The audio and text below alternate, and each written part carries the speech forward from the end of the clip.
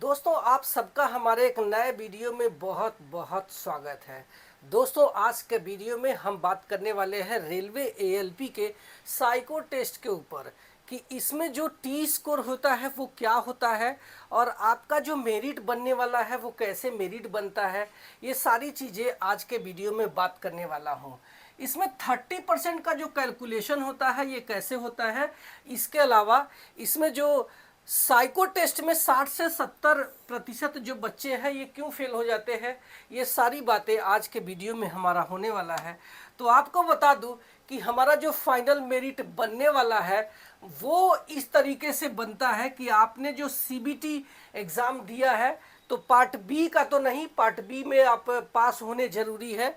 Part A का जो आपने स्कोर किया हुआ है उसका सिर्फ 70% इसमें यहाँ पे लिया जाता है और इस 70% में आपका जो साइको टेस्ट है इस साइको टेस्ट का 30% और ऐड कर दिया जाता है। इसका जो मेरिट है यही मेरिट आपको रेलवे में एएलपी बनाती है, यही रहने वाला है।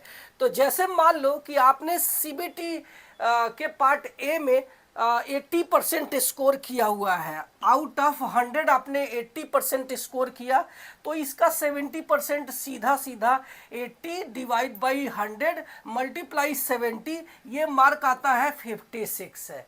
अब बात करते हैं हम साइको टेस्ट का, जिसका कि आपको बहुत ज़्यादा तैयारी अब करना है क्योंकि सीबीटी 1 एग्ज़ाम और सीबीटी 2 एग्ज़ाम आपने अच्छे से क्लियर कर लिया है।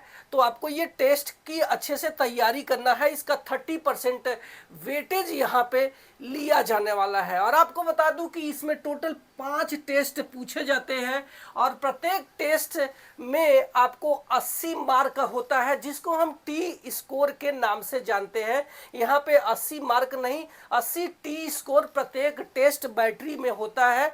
तो आपका टोटल जो मार्क हो जाएगा 80 मल्टीप्लाई बाई 5, ये हो जाएगा 400 मार्क का आपका पूरा का पूरा साइको टेस्ट रहने वाला है।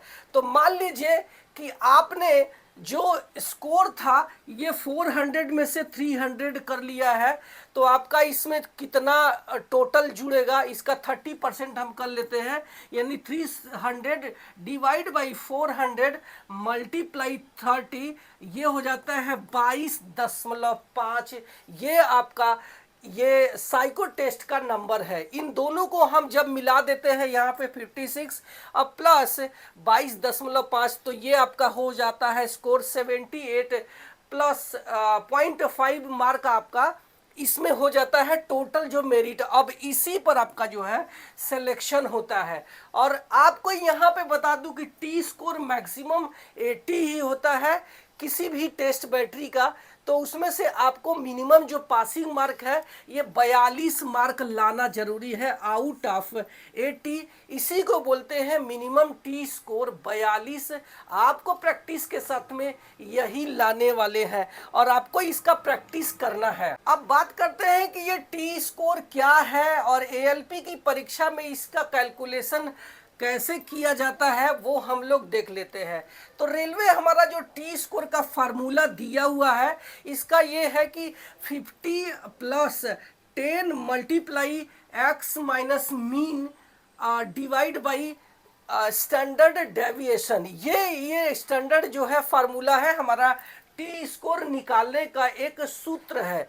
अब इसमें एक्स क्या है, तो एक्स जो है ये रा स्कोर ऑफ टेस्ट बैटरी, यानी आपने कितना स्कोर किया है एक टेस्ट बैटरी में, रा स्कोर कितना है वही एक्स की जो है वैल्यू है। मीन की बात करें तो यहाँ पे सारे कैंडिडेट जो इस एग्ज़ाम में बैठे हुए हैं वो सारे लोगों के जो नंबर है उस नंबर का जो एवरेज है वही इसका मीन है। तो आपको इसका मीन निकाल लेना है, यानी कि average mark of all candidate. नीचे क्या है एस डी यानी स्टैंडर्ड डेविएशन।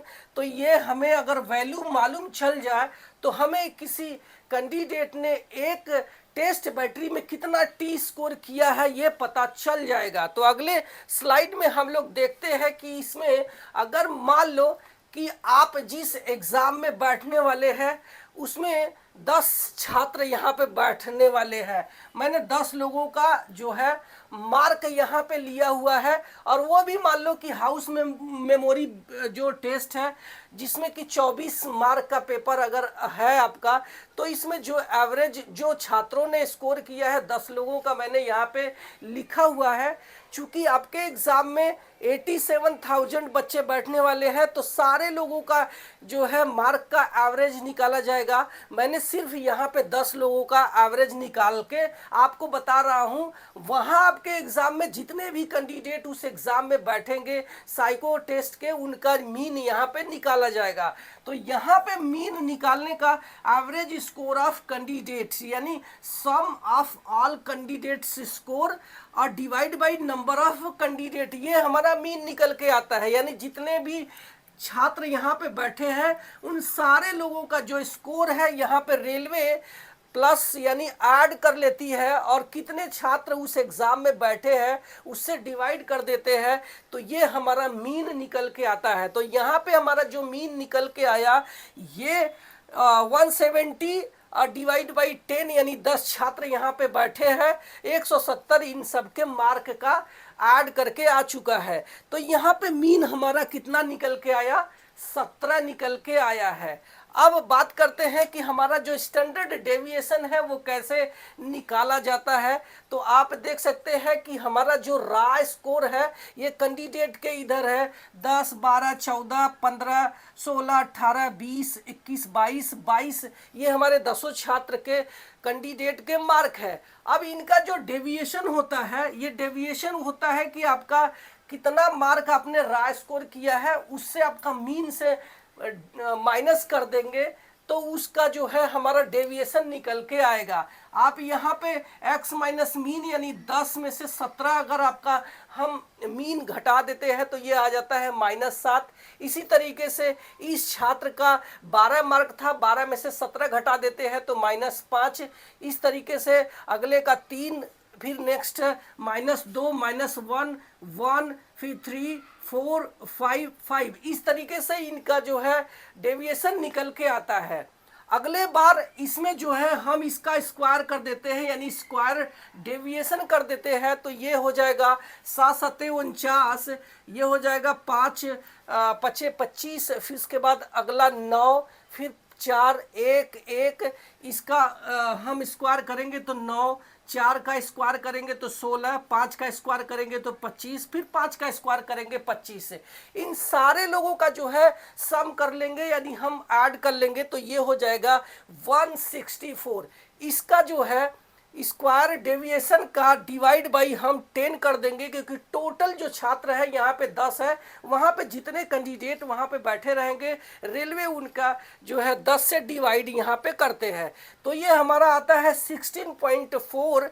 और इसका स्टैंडर्ड डेविएशन निकालने के लिए इसका हम वर्गमूल निकाल लेते हैं, यानी कि इसका हम रूट निकालते हैं, तो ये हमारा आ जाएगा 4.05। ये हमारा स्टैंडर्ड डेविएशन निकल के आ जाता है। यहाँ पे मैं 10 छात्रों का कैलकुलेशन किया हूँ, वहाँ पे हजारों छात्र बैठते हैं, तो रेलवे सबका कैलकुलेशन करती है।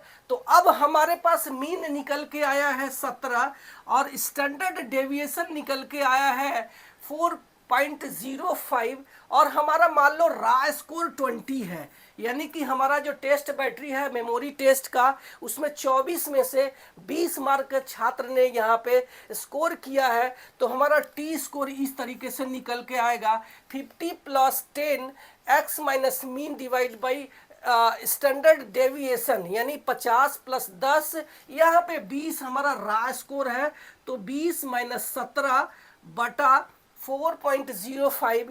इससे हम अगर इसका कैलकुलेशन करते हैं तो ये 0.74 निकल के आता है। 10 से मल्टीप्लाई करते हैं तो यहाँ पे आ जाएगा 7.4, और उसमें 50 से ऐड कर देते हैं तो इसका मार्क आ जाता है 57.4। ये हमारा टी स्कोर निकल के आता है एक टेस्ट बैटरी में, जो कि आपका 42 टी स्कोर के ज़्यादा होना चाहिए या फिर बराबर होना चाहिए। और आप यहाँ पे देख सकते हैं कि इस छात्र का जो टी स्कोर है ये 57 है, यानी 42 से ज़्यादा है, तो ये हर एक टी स्कोर में पास हो जाता है। अब सवाल ये उठता है कि जो बच्चे होते हैं 60 से 70% क्यों फेल हो जाते हैं। तो आपको बता दूं कि हर एक छात्र को इसमें मिनिमम जो टी स्कोर है 80 में से आपको 42 से ज़्यादा या फिर 42 तक लाना ही पड़ेगा। और अक्सर छात्र ये करते हैं कि 5 टेस्ट बैटरी पूछी जाती है तो उसमें एक में भी अगर फेल हो गए तो समझो कि आप पूरे के पूरे जो साइको टेस्ट है उसी में ही फेल हो जाते हैं। तो इसी वजह से बहुत सारे छात्र इसमें फेल होते हैं। तो जब आपको तैयारी करना है तो आपको कोशिश ये करना है कि पांचों टेस्ट बैटरी का अच्छे से प्रैक्टिस करना है। अच्छा, अब सवाल ये उठता है कि मान लो कि हमारा जो रॉ स्कोर है ये कम है, किससे, ये एवरेज से यानी मीन से कम है, तो क्या बच्चा उस एग्जाम में फेल हो जाएगा। तो ऐसा बिल्कुल भी नहीं है। आप यहाँ पे देख सकते हैं कि हमने यहाँ पे जो इसका रा मार्क है 15 में से 17 घटाया, यहाँ पे -2 हो जाता है, डिवाइड बाई 4.05, ये हमारा निकल के आता है 4.9। अगर हम इसको 50 में से माइनस करते हैं तो इसका आंसर आएगा 45.1, जो कि 45 है ये राउंड फिगर में, और ये हमारा 42 से ज़्यादा है। तो इस वजह से ये हमारा जो एवरेज यानी मीन से कम लेके आया 2 नंबर, फिर भी ये बच्चा हमारा इस टेस्ट बैटरी में पास हो जाता है। तो अगर आप रेलवे एएलपी के साइको टेस्ट की तैयारी कर रहे हैं और आप चाहते हैं कि हमारा जो टी स्कोर है बिल्कुल ही ऑथेंटिक और ओरिजिनल आना चाहिए, तो आपको जो अपना तैयारी है ये हमें अनलिमिटेड एजुकेशन से करना चाहिए। यही प्लेटफॉर्म है जो आपका 100% रियल टी स्कोर देता है, जिससे कि आपके एग्जाम का आकलन हो जाएगा। इनका 6 महीने की वैलिडिटी वाला प्लान 1299 का होता है, लेकिन उसमें अगर आप कूपन कोड संत 300 यूज कर लेते हैं तो आपको सीधा सीधा 300 रुपए का और डिस्काउंट मिल जाएगा, और ये मात्र आपको 999 रुपए का मिल जाएगा। तो उम्मीद है कि आपको टी स्कोर अच्छे से समझ में आ गया होगा। Thank you so much.